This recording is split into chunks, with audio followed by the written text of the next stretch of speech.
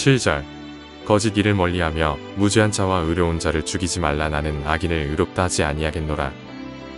20에서 21절 내가 사자를 내 앞서 보내어 길에서 너를 보호하여 너를 내가 예비한 곳에 이르게 하리니 너희는 삼가 그의 목소리를 청종하고 그를 노엽게 하지 말라. 그가 너희의 허물을 용서하지 아니할 것은 내 이름이 그에게 있음이니라. 네, 우리 계속해서 우리 출애굽기 23장 말씀을 함께 보겠습니다. 계속해서 우리가 읽고 있는 본문은 하나님 나라 백성으로서 어떤 모습을 나타내야 하는지 구체적으로 가르쳐주고 있습니다. 하나님 한 분만을 섬기며 하나님과의 온전한 관계 속에서 이웃과의 관계를 어떻게 맺어야 하고 또 이웃의 생명과 존엄성 그리고 재산을 어떻게 보호해야 하는지 10계명의 내용들이 좀 단순한 내용들이었다면 그 이후에 주어지는 이 조항들은 10계명을 우리의 실생활에서 어떻게 적용해야 하는지 제법 복잡한 부분들까지도 가르쳐주고 있는 조항들이라고 할 수 있습니다. 오늘 우리가 읽은 본문은 이제 재판에 있어서 어떻게 공의를 행해야 하는가에 대한 규정과 원수에게 어떻게 자비를 베풀어야 하는가, 또 안식일과 절기에 대한 규정, 그리고 그 이후에 백성들이 이 규정을 통해 하나님의 다스림 안에 있을 때에 그들의 나라가 어떻게 될 것인가에 대한 말씀이 담겨 있습니다. 우선 하나님께서는 위증하는 자가 되지 말라라고 말씀하십니다. 이 위증이라는 것은 거짓 풍설을 퍼뜨리는 것이며 또 악인과 연합하는 일이다라고 말씀하고 있습니다. 거짓된 말로 소문을 퍼뜨려서 한 사람의 명예를 실추시키고 또한 그 사람의 이익을 또 손해로 바꾸는 그런 일들을 하는 것들을 이야기합니다. 또한 다수의 의견을 따라서 악을 행하지 말고 이때 당시에도 마치 많은 사람들이 따르면 그것이 정의인 양 그렇게 이루어졌던 일들이 많이 있었던 것으로 보입니다. 하지만 많은 사람이 따른다라고 해서 그것이 무조건 정의가 되는 것은 아님을 말씀하시면서 그것이 분명한 악으로 판명된다면 그것을 따르지 말라라고 말씀하고 있습니다. 또한 부당한 증언을 하지 말라라고 이야기를 합니다. 내가 직접적으로 그 악행에 가담하지 않는다 하더라도 그들이 하는 일에 대한 어떤 부당한 언행으로 여기서 이제 거짓 증언을 이야기를 하는 건데요. 그것을 통해서 소수에게 이 불이익을 당하게 하는 일을 하게 된다면은 이것 또한 다수의 그 악에 동참하게 되는 것임을 이야기합니다. 또한 가난한 자의 소송이라고 해서 그를 두둔하는 판결을 하거나 반대로 가난한 자의 송사에 대해서 정의를 굽게 하지 말라라고 말씀을 하고 있습니다. 하나님께서는 공의가 온전히 이루어지기를 분명하게 말씀하십니다. 하나님께서 세우신 나라에서는 공의가 바로 세워져야 합니다. 이것이 하나님 나라를 다스리시는 원칙입니다. 다수가 말한다고 해서 정의가 아니며 가난한 자의 불쌍한 처지를 무조건 편들어준다 해서 공의가 아닙니다. 모든 일들은 우리의 공의로우신 재판관 되시는 하나님 앞에서 또 하나님께서 세우신 기준과 원칙을 따라서 이루어져야 합니다. 반면에 4절에 보면요, 내 원수의 길 잃은 소나 나귀를 보거든 반드시 그 사람에게로 돌릴지며 라고 이야기를 합니다. 사람이 이 원수에 대해서 친절을 베풀거나 자비를 베푸는 일은 쉽지가 않습니다. 전에 자신과 적대 관계에 있었던 자의 이 소나 나귀를 다시 주인에게로 돌려보낸다는 것은 정말 쉬운 일이 아닙니다. 내가 미워하는 자의 나귀가 짐을 너무 많이 실어서 거리에 엎드려져 있을 때 그것을 도와주는 것은 정말 어려운 일입니다. 하지만 하나님의 자비와 사랑은 그런 원수를 사랑하는 것으로 분명하게 나타나야 한다라고 말씀하고 있습니다. 이 재판과 관련해서 마지막 부분에는요, 뇌물을 받지 말라라고 말씀합니다. 뇌물은 밝은 자의 눈을 어둡게 하고 또 의로운 자의 말을 굽게 한다라고 합니다. 뇌물은 공의로운 판결을 내리지 못하도록 하고 하나님 나라에 올바르게 세워져야 할 공의를 무너뜨리는 역할을 하게 됩니다. 이어서 나오는 규정은 안식에 관한 규정입니다. 안식은 하나님의 명령으로 하나님께서 세우신 이 창조 질서에 근거하여서 주시는 명령입니다. 하나님의 백성들은 엿새 동안 열심히 주어진 일을 하고 제7일에는 안식을 해야만 합니다. 그 근거에 대해서 우리가 지금 읽고 있는 출애굽기 20장에 나오는 10계명, 이 4계명에서는요. 하나님께서 천지를 지으실 때에 엿새 동안 지으시고 일곱째 날에 안식하셨다라고 말씀합니다.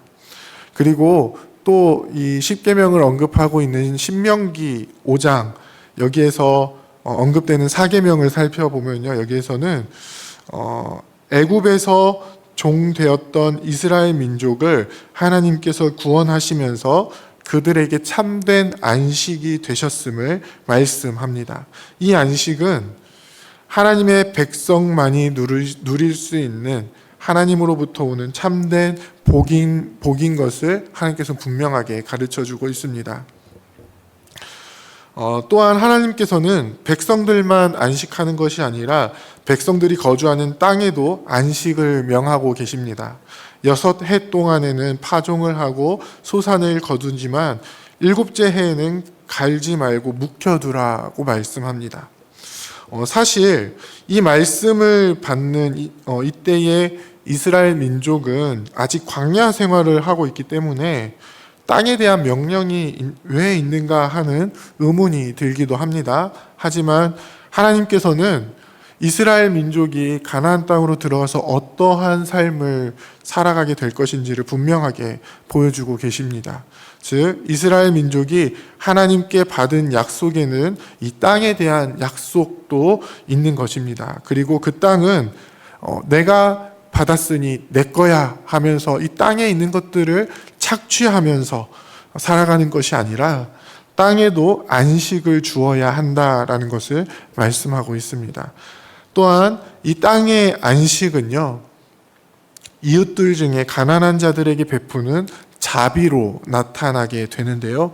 땅을 경작하지는 않았지만 자연적으로 나는 식물에 대해서 가난한 자들이 먹을 수 있도록, 그리고 그 남는 것은 들짐승들도 먹을 수 있도록 하나님께서는 명령을 하고 계십니다. 이어서 절기에 대한 규정이 주어지는데요. 오늘 본문에서는 백성 중 모든 남자들이 하나님 앞에 몸을 보여야 하는 새 절기에 대해서 말씀하십니다. 바로 무교절과 또 맥추절, 수장절입니다. 이 절기는 하나님께서 이스라엘 민족에게 어떤 일을 행하셨는지를 기억하게 하는 장치입니다. 무교절은 애굽에서 구원하신 하나님을 기억하게 합니다. 또한 맥추절은 하나님께서 은혜를 주셔서 추수를 시작하게 하심을 감사하는 절기입니다. 마지막으로 수장절은 추수의 마지막을 다 하고 한 해를 마무리하는 절기입니다.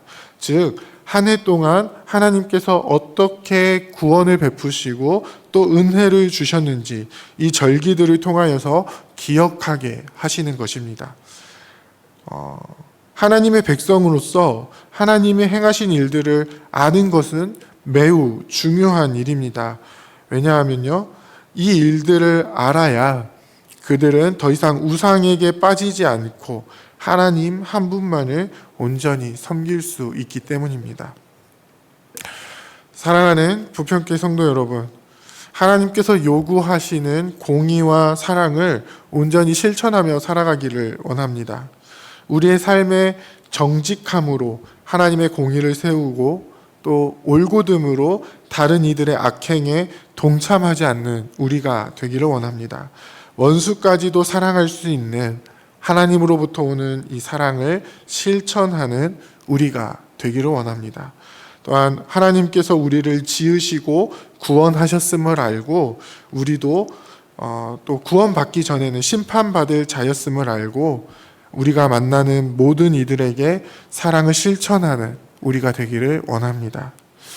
하나님의 창조 질서 안에서 하나님께서 우리에게 행하신 모든 일들을 늘 기억하면서 그 은혜에 감사하는 우리가 되기를 원합니다. 우리가 그렇게 행할 때에 하나님께서는 무엇을 약속해 주시냐면요. 20절 말씀을 보면 내가 사자를 내 앞에 앞서 보내어 길에서 너를 보호하여 너를 내가 예비한 곳에 이르게 하리니 라고 말씀하십니다. 이 말씀은요, 이 약속을 받는 이스라엘 민족에게는 그 약속을 통해서 보여주시는 땅, 바로 이 가나안 땅으로 온전히 인도해 주실 것을 약속해 주시는 것입니다. 오늘을 살아가는 우리에게는 어떤 약속이 됩니까? 우리의 앞서 행하시는 예수 그리스도를 통해서 우리를 인도하셔서 결국에는 이르게 하실 영원한 하나님의 나라를 바라보게 합니다. 우리가 살아가는 세상 속에서 우리가 만나는 모든 원수들에 대해서 하나님께서 원수가 되시고 우리의 모든 대적들에 대해서 하나님께서 대적이 되어주신다라고 말씀하십니다. 또 당시에 가나안 땅의 주인처럼 보이는 그 가나안 족속들을 쫓아내시고 그들로부터 이스라엘 민족을 보호하실 것을 약속해 주십니다. 오늘날 우리에게는요, 이 땅에 주인 행세를 하고 있는 공중의 권세 잡은 자를 이기시고 쫓아내셔서 우리의 삶 가운데 하나님의 통치가 이루어지시고 또 하나님의 보호하시고 지켜주심이 이루어지게 하실 것입니다. 하나님의 다스림을 받는 자들은요, 이 구원과 땅의 약속뿐 아니라 26절에 보면은 어떤 말씀을 하시냐면요, 내 나라에 낙태하는 자가 없고 임신하지 못하는 자가 없을 것이다 라고 약속을 주십니다. 자손을 주시고 거룩한 계보를 이어나가도록 인도해 주시는 것입니다. 이 모든 복을 함께 누리며 살아가는 우리가 되기를 원합니다. 우리를 구원하신 예수 그리스도의 은혜 안에 늘 거하면서 구원받은 백성으로서의 그 정체성을 온전히 가지고 오직 하나님 한 분만을 섬기면서 말씀을 통해서 가르쳐 주시는 공의와 사랑을 온전히 실천하며 우리에게 큰 일을 행하시는 하나님을 늘 기억하며 살아가는 우리가 되기를 원합니다. 그러한 우리의 삶을 통하여서 이 땅에 하나님의 나라가 온전히 세워지기를 원합니다.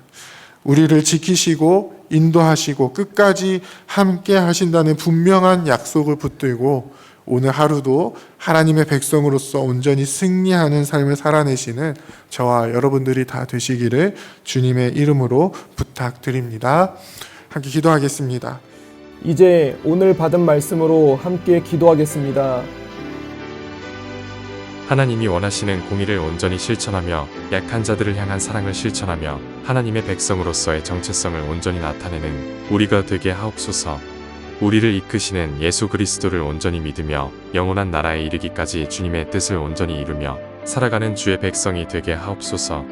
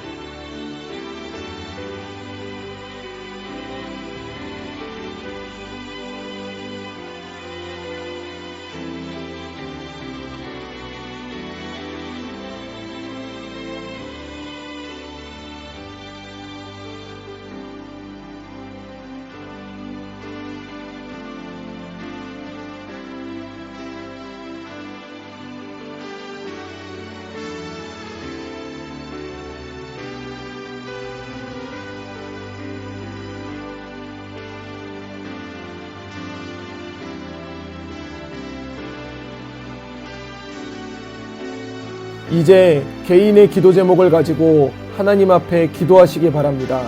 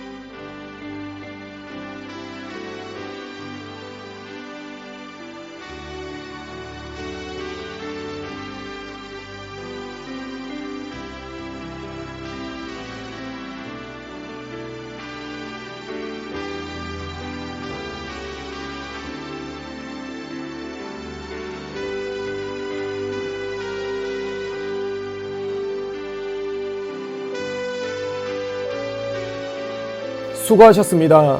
오늘도 하나님의 인도하심 가운데 승리의 하루를 보내시는 우리 재건부평교회 모든 성도님들이 되시기를 주님의 이름으로 축복합니다.